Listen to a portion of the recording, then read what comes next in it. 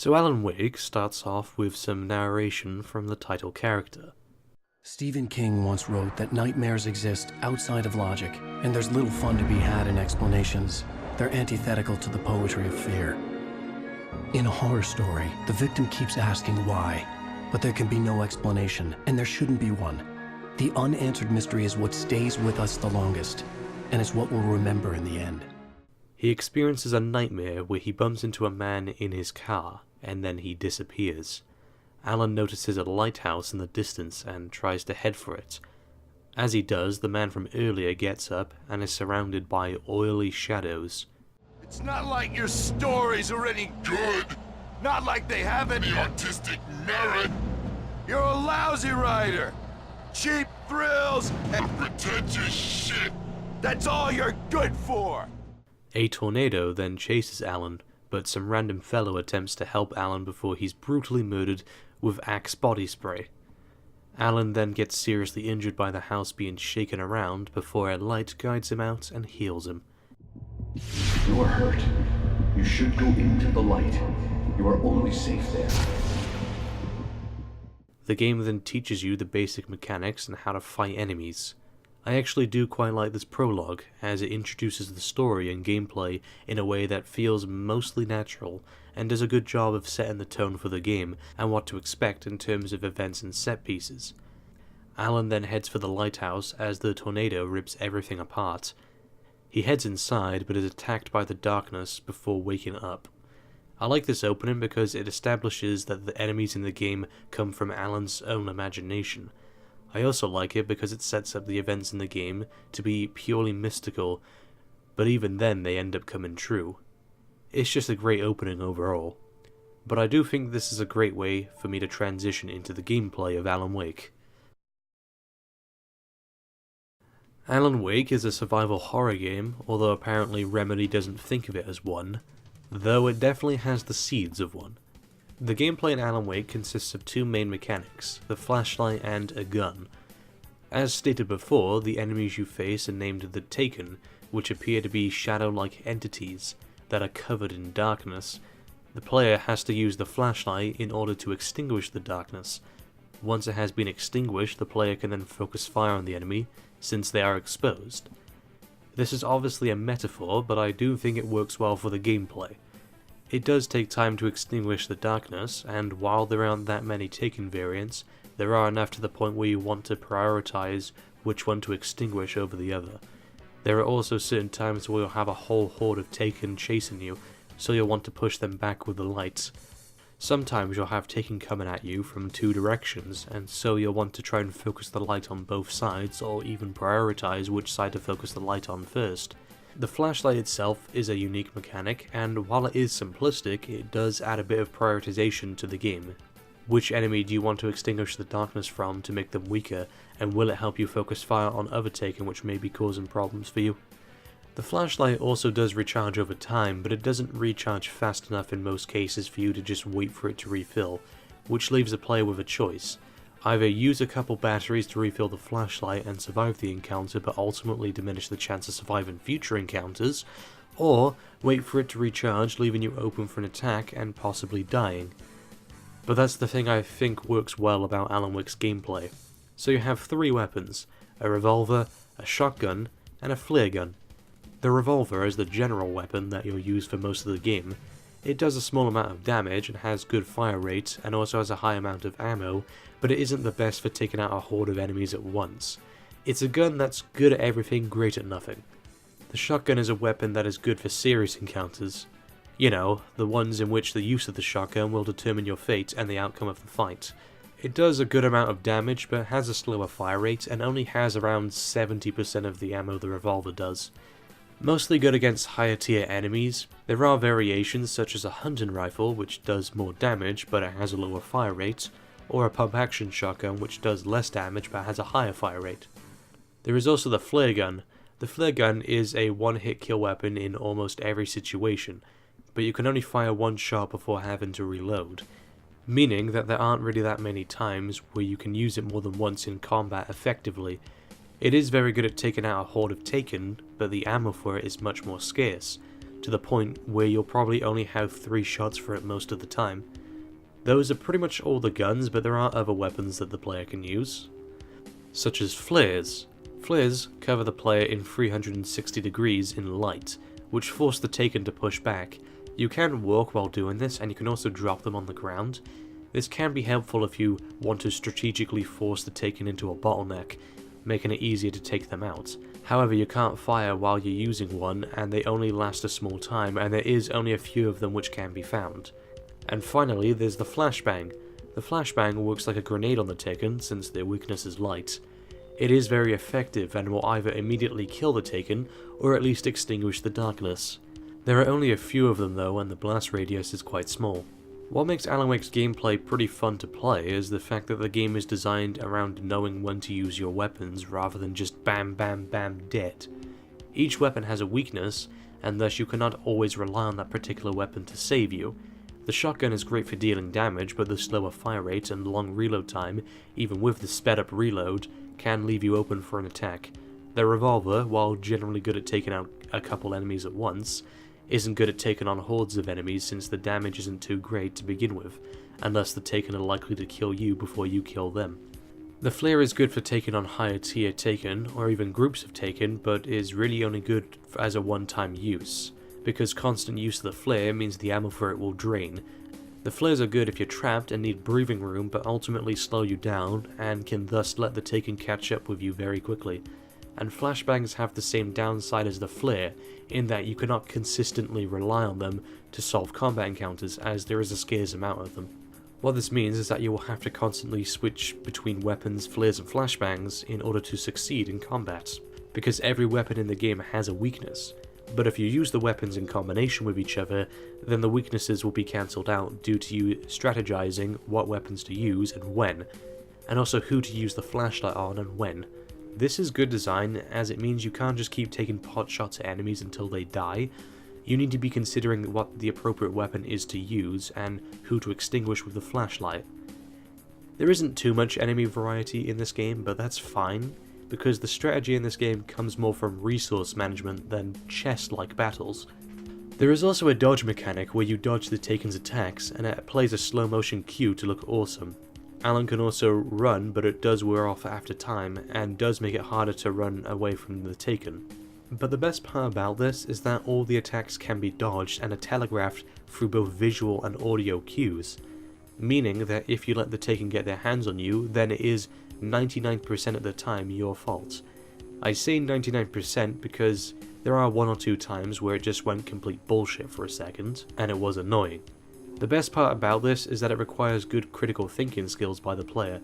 They have to manage their resources during combat to survive, and they have to be on the lookout and listen for the telegraphs of the enemy's attacks to dodge them, meaning that survival is down to the player's management skills, reaction time, awareness of the environment, and also enemy and weapon prioritization. Overall, Alan Wake's combat is very simplistic, but it does work quite well in creating a psychological action thriller with a gameplay experience that keeps the player engaged. If I did have any problems with the gameplay, I wish there was more enemy variety, as I feel as if it would have made the game more interesting, but then again, it may have just complicated it more. The game can also get repetitive at times. Most of the time the game will have a set piece, a cutscene, or an exploration segment in the daytime to stop the game from being mundane, but the game can still get tiresome over time, especially when the game throws gauntlets of enemies at you constantly with barely any breaks. It is annoying, especially towards the end of the game, since the 6th episode is nothing but combat the whole way through, which sounds fun, and most of it is, but it can get a bit repetitive after a bit. But ultimately, Alan Wake's gameplay is pretty solid and is well designed in making the player rely on their own skills. Now, while that is the bulk of Alan Wake's gameplay, there is also some open world segments where you get to explore and find resources, and also find manuscript pages, which I will elaborate on in a bit. There are also radios that you can listen to. The daytime sections are nice and give a good breather from the nighttime sections. But yes, Alan Wake's gameplay is pretty solid, and is pretty well balanced, to be honest. I didn't really have any issues with the balancing in the game. It felt fair, but also felt challenging. The game does a good job making the player rely on their own skills, and also has some unique gameplay mechanics, and some cool open world sections. It can be repetitive as hell towards the end, but the majority of the game is engaging and fun to play. Okay, so this is probably going to be the longest section of the video, the story. So like always, we're going to go through the story and analyze the parts of the story that work and the parts that don't. After the intro, the game starts off with Alan Wake being woken up by his wife Alice. Alan was a successful writer, but suffered from writer's block for 2 years after finishing his previous book. He and Alice have come to the town of Bright Falls for a vacation. Alan drops off by a cafe to get the keys to the cabin he and his wife are staying in. Right off the bat, I do like this section at the cafe. It sets up characters that play a big role in the story. The game also makes them out to be a bunch of weirdos, but they do play an important part later in the story. Also, we do learn that they are weirdos, but they aren't weirdos for no reason. Each character has a bunch of interesting backstories. I hate using this term, but it does subvert expectations in a way that flows well with the story and the tone of the story. Another thing you may have missed is the order in which the characters are introduced is also the order in which they play a role in the story. The first introduced is Rose, who plays a role in episode 3, then the Anderson brothers, who play a role in episode 4, then Cynthia Weaver, who plays a role in episode 5. It's a subtle way of the game saying that one character will lead to the next, even if it's not necessarily because of them. I also do like how the personalities of all these characters are different, which leads to unique interactions with them. Rose is a die-hard fan of Alan Wake. Alan Wake? Oh God, I am your biggest fan. I know people say that all the time, but I really am. I'm glad to hear that.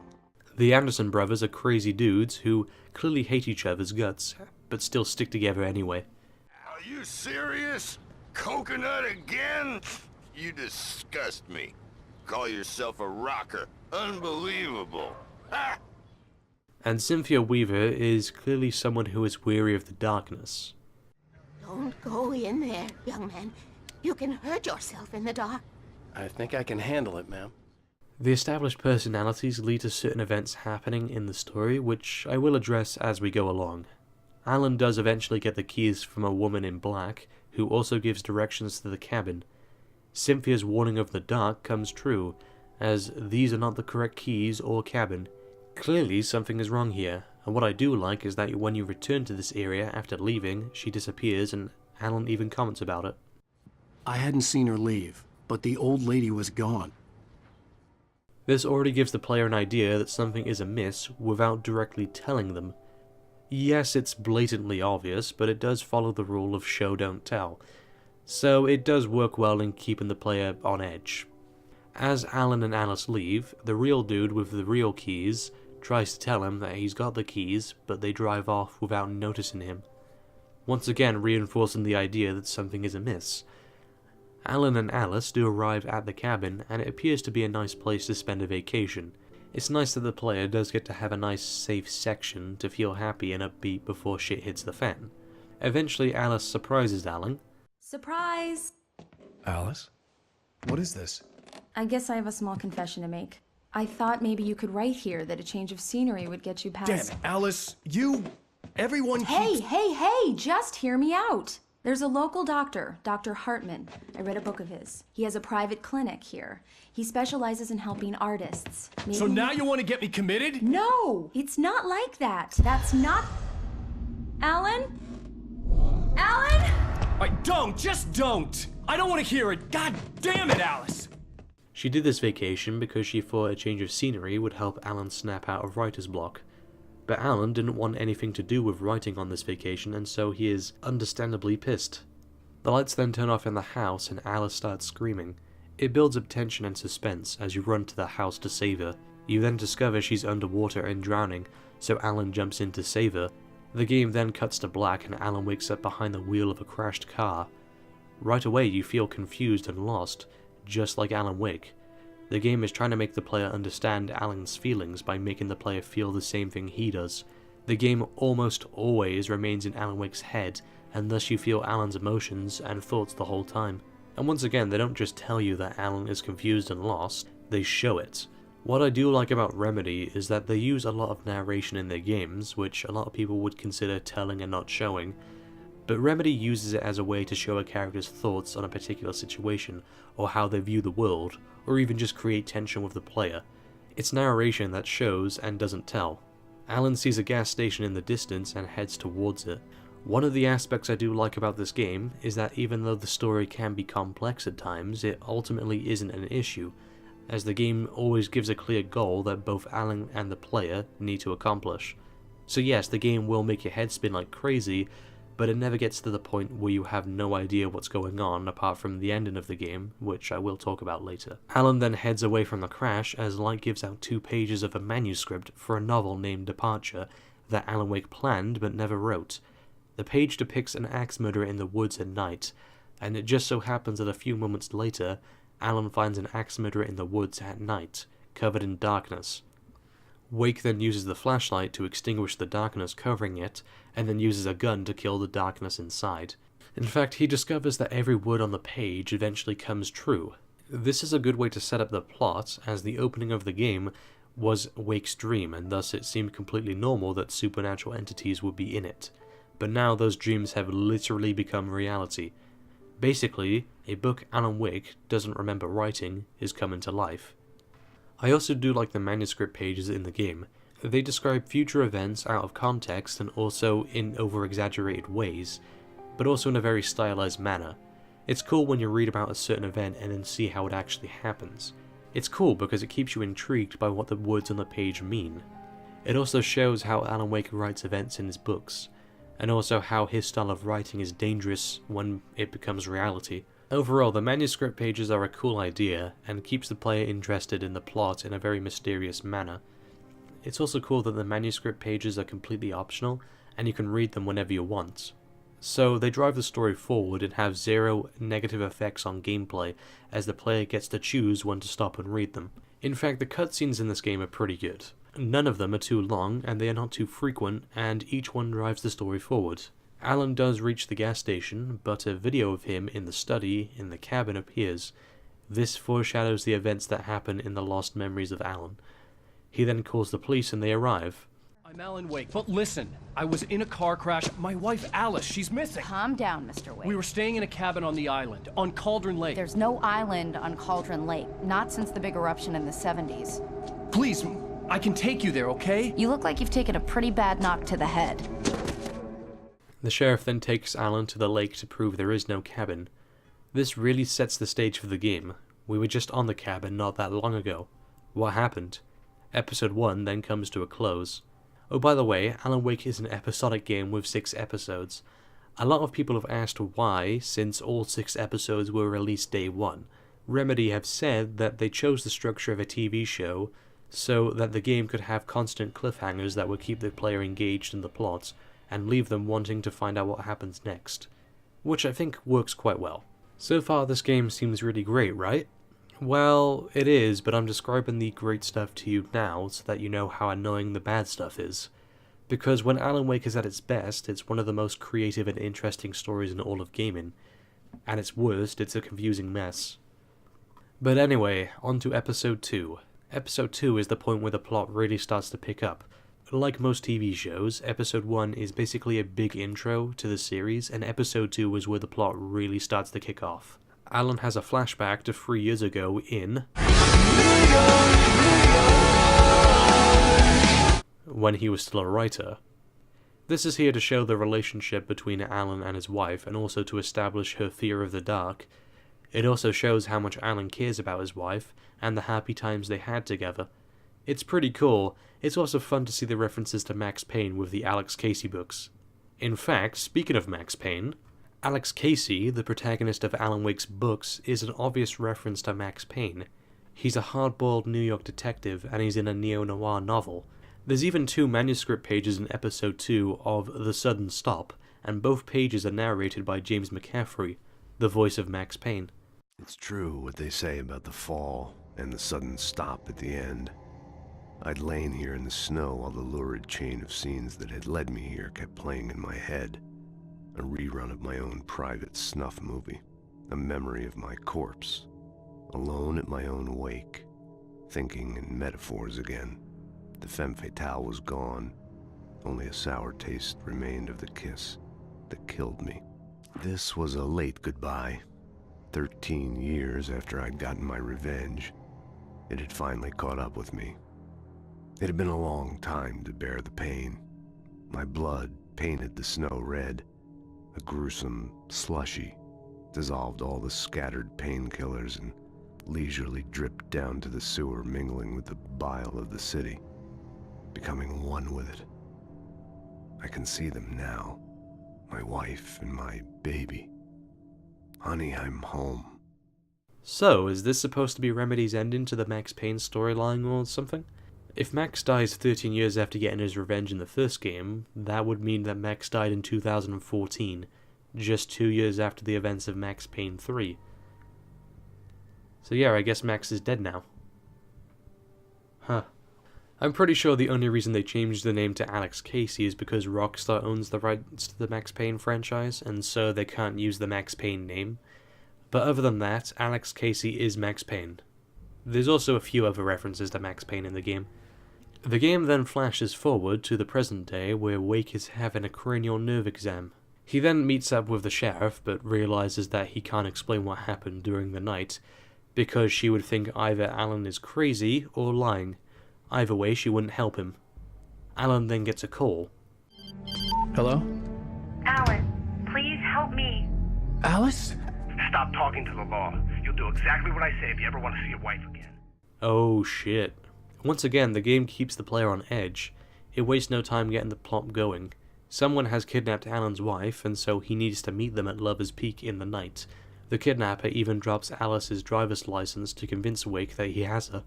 Dr. Hartman, a doctor who specializes in artists, shows up, and then this happens. I'm Dr. Emil Hartman. I'd like to invite you to stay at Cauldron Lake Lodge. Did you talk to my wife? I had the pleasure of discussing your situation with her on several occasions. Did you set something up with her? I invited her here. My clinic is a place where... Oh, hey! Oh my! Take it easy. Well, Wake is pretty violent. Barry Wheeler, Wake's agent, then shows up and takes Wake to a cabin. Alan and Barry have a disagreement over these events, but ultimately Barry chooses to help Wake. Wake then waits until nighttime, and then makes his way to Lover's Peak. The game also establishes why Alan didn't just call the police on the kidnapper. We should go to the sheriff or call the FBI. Damn it, Barry, they'll kill her! I knew I should have gone to the cops. This wasn't the smartest thing I'd ever done, but I was still angry with Barry for trying to talk me out of it. These people had called me right in the sheriff's station.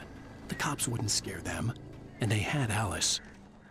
Wake then does battle the Taken for a bit, and a lift breaks, and he loses all of his weapons. A stranger comes by to help. He's actually the same stranger from the boat. Now, this is something I don't like about the story. It took a moment, but then I recognized him. He'd been on the ferry when I first arrived here with Alice. He knew my name. We were headed in the direction of Lover's Peak. There was no way this was a coincidence. He was the kidnapper. Ugh, do you really need to spell it out for us right away? Like, I know you want to have the reveal at some point, but don't do it right away. If you left the reveal to the last moment, then it would give those who figured it out beforehand more credit. The fact that the stranger has the same voice, and that the stranger was telling Alan to piss off on the boat, would give clues that he is the kidnapper. I mean, you might say, oh, he has the same voice, so it's obvious, which to some may be true, but some may find it hard to realize the fact that 1, the phone quality makes the voice less recognizable, and 2, it's a while between when you talk to him on the phone and when you actually meet him, so you may have forgotten how he sounds. I don't know, I just find this lazy.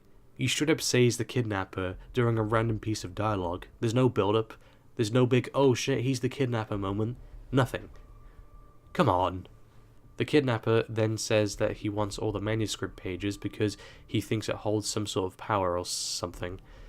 That's not the actual reason why, but okay. Alan then attacks the kidnapper, but the kidnapper escapes into the forest. Alan then drives a car back to the cabin. The driving controls are smooth enough, but can kinda mess up in a few areas. Still nice to have open areas for the player to explore and find more manuscript pages. On the way back, the kidnapper reminds Wake that bad stuff is going to happen to his wife if he doesn't deliver the manuscript pages. Wake says that he needs a week to write the ending, but the kidnapper only gives him 2 days.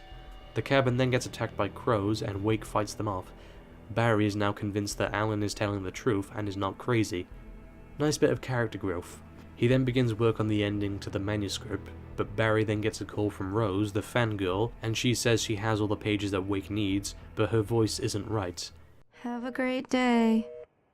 Hope you come back soon. Welcome to the Oh Dear Diner. Good girl.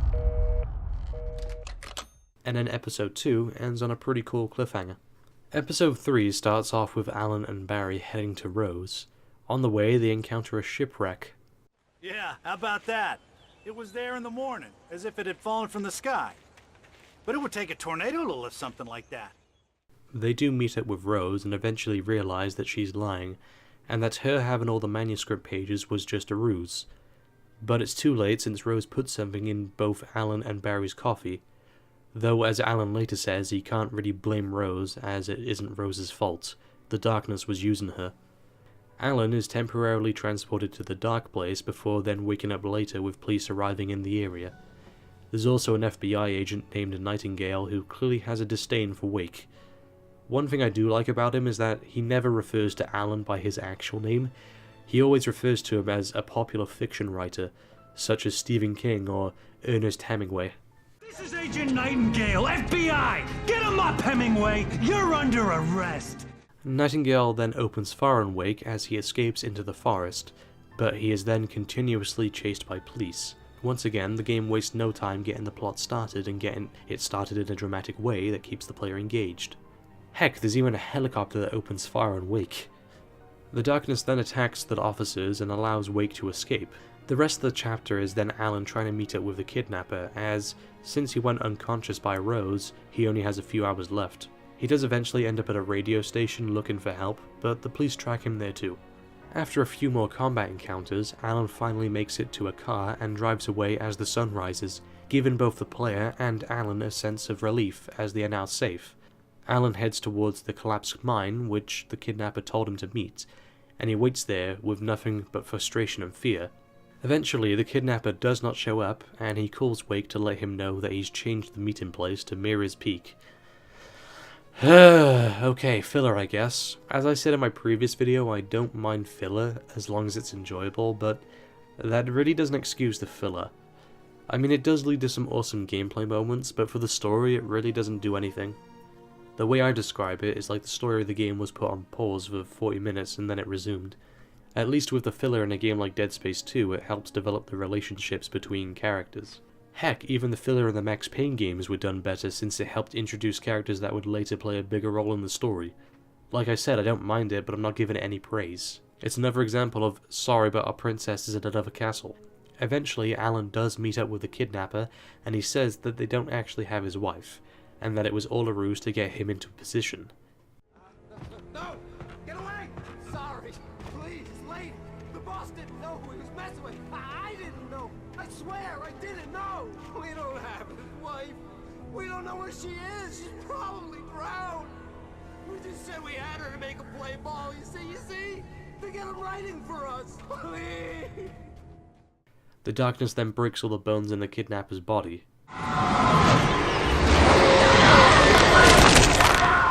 And then the darkness attacks Wake as he lights a flare to get free. He lands in the water nearly drowning, but someone comes to help as the episode closes out. Episode 3 is probably my least favourite in the game. While the gameplay is fun, the story itself starts off strong but then progressively gets worse.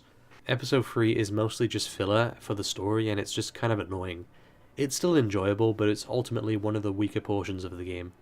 Alright, so here's where the plot gets messy. Episode 4 starts with Alan in Dr. Hartman's clinic, which deals with artists. The first 10 minutes of the episode is just you walking around with Dr. Hartman, while he tries to convince you that everything that has been happening is all an elaborate story made up by Alan Wake. Alice is dead.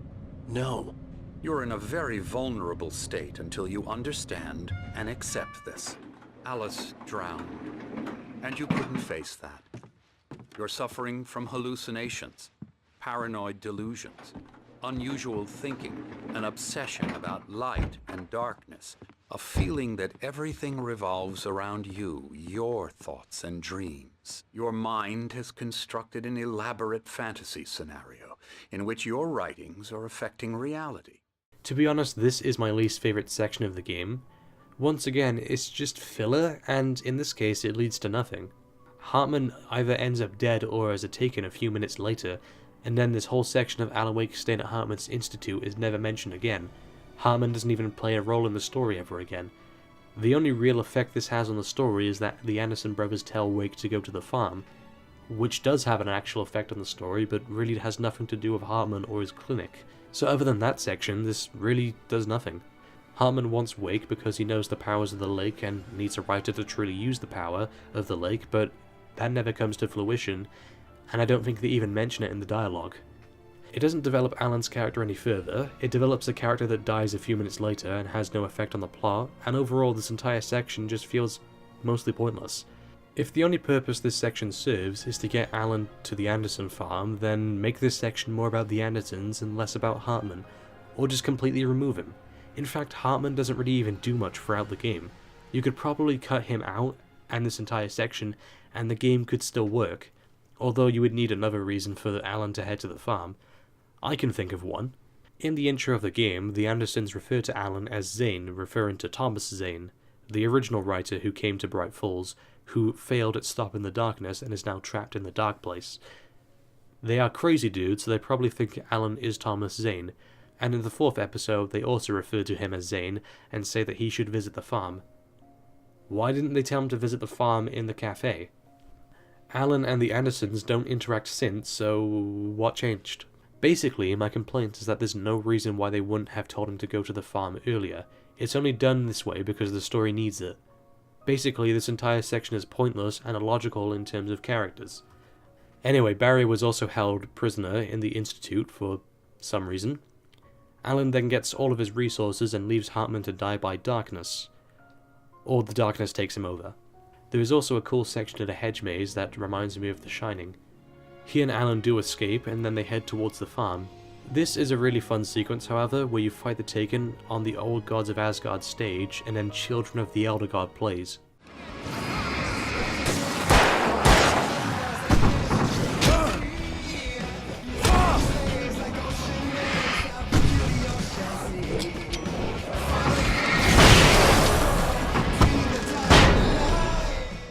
After more combat encounters, Barry Allen does get to the farm, and the power has gone out, so they have to fix it, and they find the song The Poet and the Muse playing. What is cool is that Old Gods of Asgard is actually played by Poets of the Fall, which is a really cool and unique idea. A real band is playing a fictional band in a video game. The songs are cool, and it's nice to see Poets of the Fall getting involved with Remedy a lot more after Max Payne 2. In fact, the song Poet and the Muse basically is a song about the entire story of the game. And now to see your love set free, you will meet the witch's cabin key.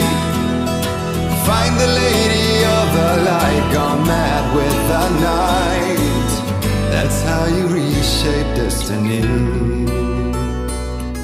The Lady of the Light mentioned in the song is Cynthia Weaver, and Alan needs to find her to save Alice. I'll talk more about the music in its own section, but I do like how creative an idea this is, and that the songs actually relate to the story.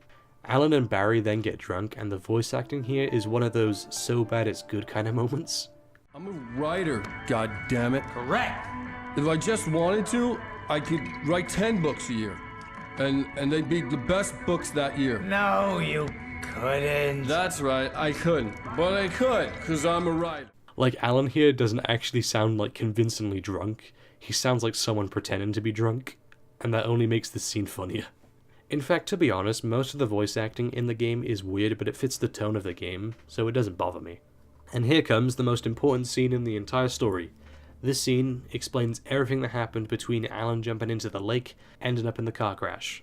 This scene explains everything. So I'll probably be on this section for a while, but okay.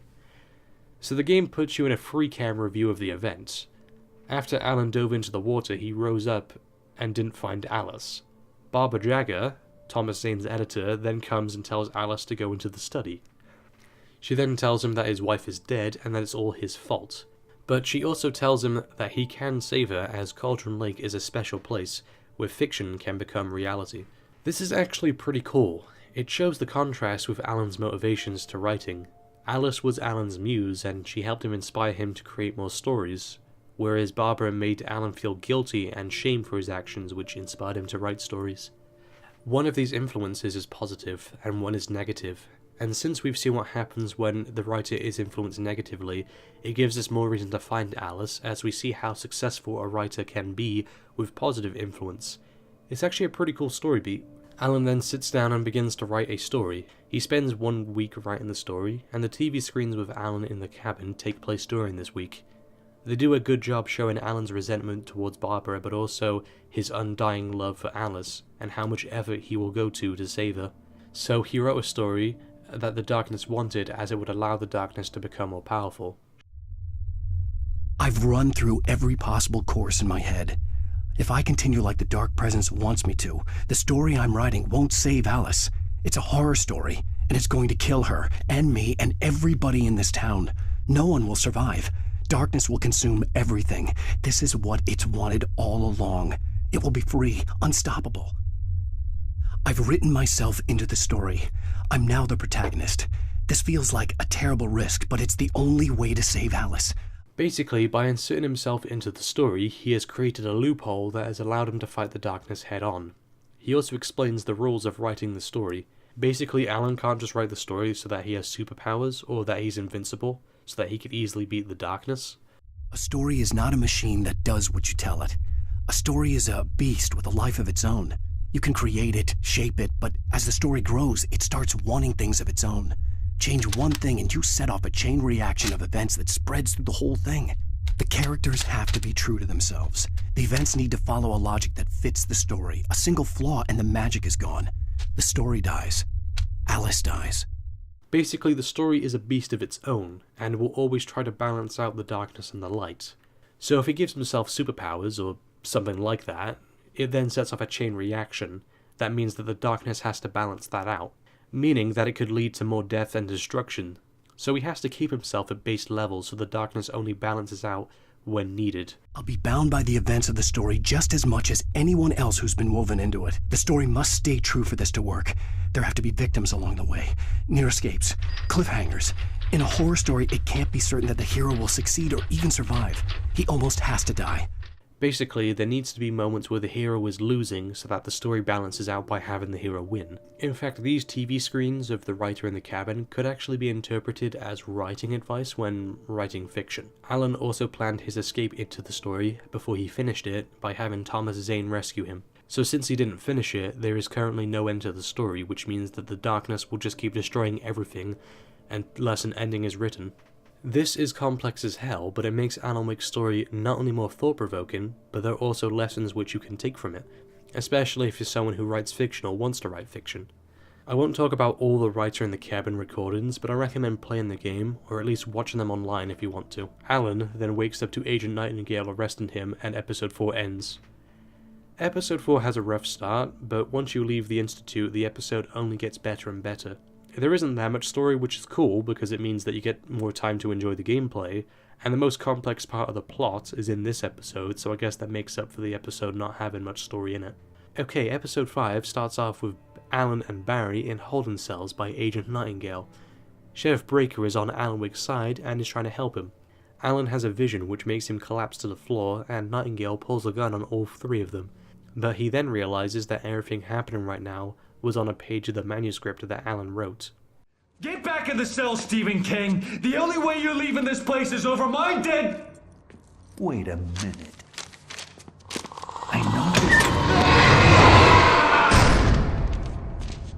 Oh my God! Light. We need light. Sheriff Breaker then gives Alan all of his stuff back. Alan and Breaker head for a helicopter just outside of town, while Barry stays to make a few phone calls telling everyone to get out of Bright Falls. What I do like about the game is that as it progresses, it doesn't spend as much time explaining stuff because we already have an idea of the situation. Pretty much the only thing that needs to be explained now is our goal and where we're heading. The pace of the game keeps ramping up and getting faster and more intense, which keeps the player want to continue playing. After a bit, Barry then catches up with Alan and Breaker and they continue to the helicopter. Wake has to fight some Taken before getting onto the helicopter to the dam, which is where Cynthia Weaver is located. The helicopter then gets attacked by birds, so Barry and Breaker have to get rid of them. Alan then makes his way to the dam, and on his way he encounters a radio playing the new single by Poets of the Fall, War. Do you remember standing on a broken field? White This song is an actual Poets of the Fall song instead of an Old Gods of Asgard song, which is awesome, and the music video is cool too. When I thought that I fought this war alone, you were there by my side on the front line. When I thought that I fought without a cause, you gave me a reason to try. The song also does play at the end of the episode. Wake then continues, and we get a few cool sequences involving a bridge and the helicopter being used as support for lights. Eventually the crows come back and Alan is on his own. Alan then makes it to the facility and he meets Cynthia Weaver. Hold it right there! Miss Weaver, Cynthia, I'm a friend. Prove it! You knew Zane, Thomas Zane. You're the Lady of the Light in the song. You can help me. About time! Young man, I've been waiting a very long time for you. The power to the facility is being damaged by Taken, so Wake has to go solve the problem and then get back on track. Wake and Weaver then head through the pipe to the well-lit room, which contains Alan's weapon against the darkness. Alan then calls Barry, but the helicopter crashes, so Wake decides to go help them, even though it lessens the chance of success. What I do like about Alan Wake's story is that every time you get closer to finishing your objective, it throws you down a hole or two. But it never feels as if you're not making progress. It makes it all the more satisfying when you do succeed in the end. Alan does save Breaker and Barry, but he gets cut off, and so he has to make his way across the dam while a tornado destroys everything in its path. He then meets up with the rest of the gang, and they enter the well-lit room containing the weapon Alan needs, the clicker. In episode 2, the clicker was established to be a switch that Alan used as a way to vanquish the darkness in his mind to stop the nightmares and restless nights, because he was scared of the dark. But that was only imaginary. Now the clicker has actual power to vanquish the darkness. There is also a manuscript page that wrote the clicker into existence, but it's not written by Alan. It was written by Thomas Zane, the original writer who visited Bright Falls. Alan, 7 years old, would fight sleep to the bitter end. When he did sleep, he soon woke up, screaming, the nightmares fresh in his mind. One evening, his mother, sitting by his bed, offered him an old light switch. She called it the clicker, and flicking the switch would turn on a magical light that would drive the beast away. To imbue the talisman with all possible power, she added that it had been given to her by Alan's father. Alan never knew him, and anything of his took on mythical proportions in his mind. With the clicker firmly in his hand, Alan finally slept like a baby. Now, almost 30 years later, Alan thought of this as he stood on the rim of Cauldron Lake, the clicker in his hand. He took a deep breath and jumped. Another awesome thing is that Thomas Zane is also voiced by James McCaffrey, the voice of Max Payne and Alex Casey. However, this section is confusing because Thomas Zane has been trapped in the dark place since the 70s, and the game takes place in 2010. So this page would have had to have been written in the 70s. So did Thomas Zane write Alan into existence? I guess that would be a cool idea. Although it's said that all the events in the game were written by Alan himself. So did Alan write about Thomas Zane writing Alan into existence? It's confusing, but it works both ways, I guess. Maybe Thomas Zane created the basic concepts, and then Alan is the one who further expanded upon them, leading to the events of the game. It's pretty interesting and mysterious stuff. Episode 5 ends with Wake knowing what to do now and being fully prepared. He needs to return where all this started. Episode 6 starts off with a flashback 2 years ago showing Alan drunk and in pain.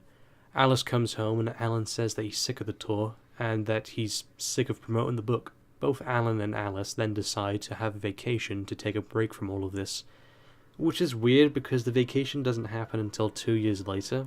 Ultimately, I don't have an issue with this scene being in the game, especially because we get to have a good shot of Alice's big ass, but it doesn't really add anything to the story. We already know why Alan and Alice went on vacation. An entire scene explaining it is not needed. Although we do get this funny part where Alan is on a talk show and Sam Lake makes a cameo. Ladies and gentlemen, that's all we have for you tonight. I want to thank all our guests for the evening. Alan Wake, Sam Lake. Once more, do the face for us, Sam. There it is. And our musical guests, Poets of the Fall. Thank you, and good night. The game then cuts back to present day and Alan uses the clicker and the sun comes up. Alan then takes advantage of the daytime.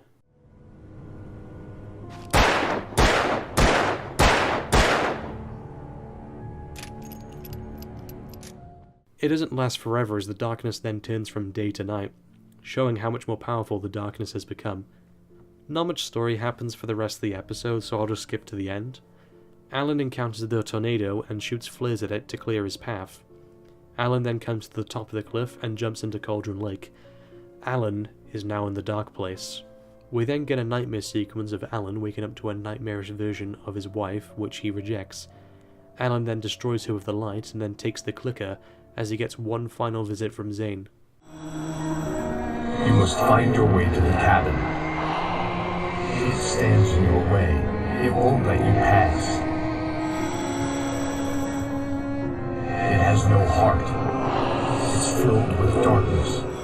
And we then get introduced to a new character.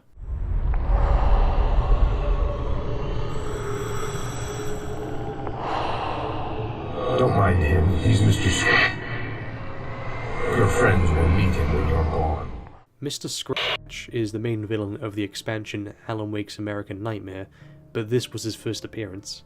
Alan then uses the flashlight to literally bring words into existence. He reaches the cabin and then uses the clicker on Barbara Jagger, destroying her. Alan then finishes the story.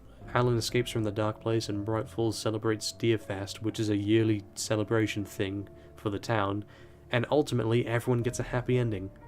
But as established, the darkness will always balance out the light, so even though everyone gets a happy ending, Alan has to pay a price. He is now trapped in the dark place indefinitely. And then we get one of the best closing lines in a video game.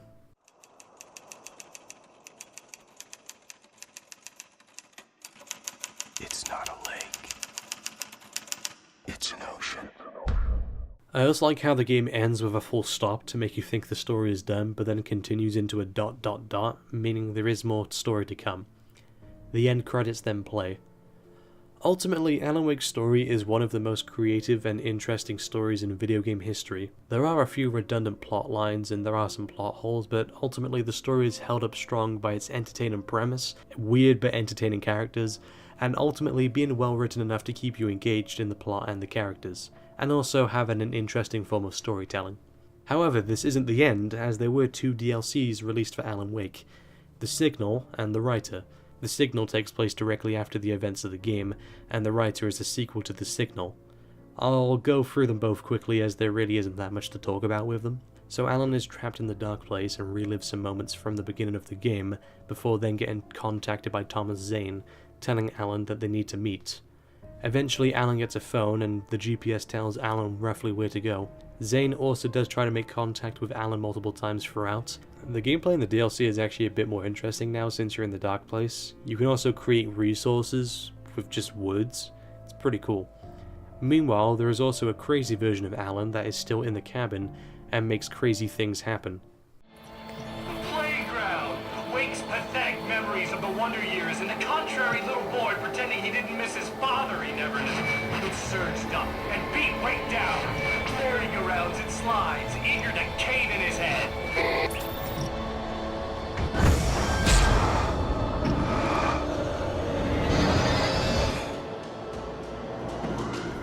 In the second DLC, Zane explains that there are 2 versions of Alan Wake currently. One version of Alan Wake is still in the cabin and is going insane and is ready to give in and die. The version of Alan Wake we are playing is the complete opposite. The sane Alan needs to reach the insane Alan to fix it. Zane also does elaborate a bit on Mr. Scratch. Wait, are you telling me I'm not real? You're as real as anything else in this place. So there are 2 of me? Yes. And the one you called Mr. Scratch, he's me as well? No. So even though they do look alike and do share a connection, Mr. Scratch isn't Alan Wake or an alternate twisted version of Alan Wake. He is his own entity. Alan also does have a version of Barry that talks to him and insults him. Alan does also have intimate and sometimes sexual memories of Alice. Alan eventually does reach the cabin and returns to normal, at least for the time being. He begins to write a sequel to Departure, Return. Overall, the 2 DLCs do add an extra 2 hours of fun, but they really are like redundant continuations of the game. Alan ends up at the same place by the end of the DLC anyway. Basically, the way I would describe the DLCs for Alan Wake is like an extended cut of a movie. They add some cool extras and even elaborate on certain plot points of the original film, but ultimately the story and the film itself remain the same. The DLCs are basically just extras, they aren't needed to understand the game. Which is good, I guess. Now, what kind of Alan Wake video would this be if I didn't mention the soundtrack? Alan Wake has one of the coolest soundtracks ever. Not only are the songs awesome, but the actual music in the game itself is pretty awesome. Each track is different and evokes a different emotion out of you. The main theme is mysterious and eerie.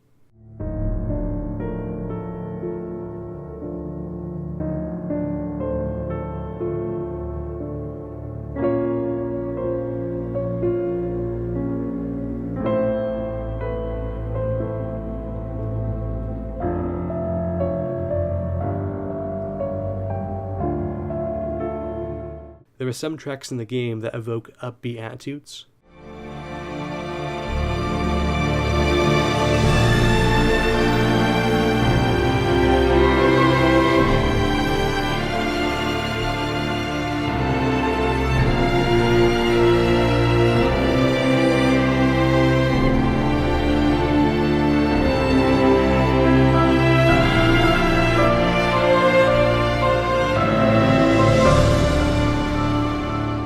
There are tracks that give a calm and safe feeling.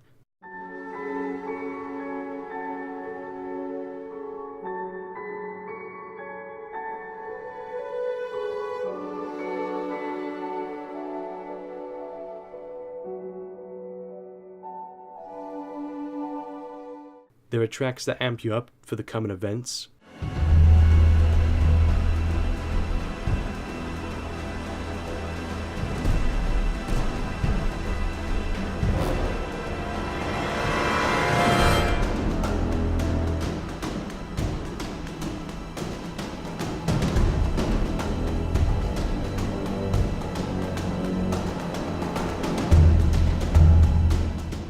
And there are tracks that keep the gameplay intense.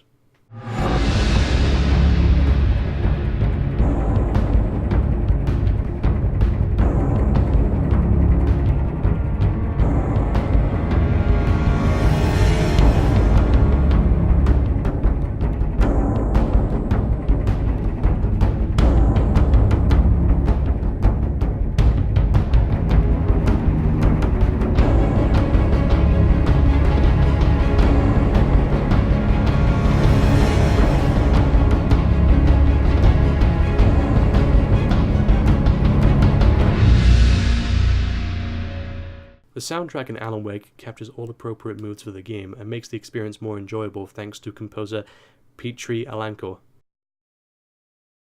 In conclusion, Alan Wake is a phenomenal game. It has slick and exciting gameplay, the story is creative and engaging, and the soundtrack is varied and impactful. There are a few issues with the story itself, and I feel like there is a bit of unnecessary filler, in fact there's quite a lot of it, but it doesn't stop Alan Wake from being one of the best video games ever made. So thank you Remedy for creating 3 of my favorite video games.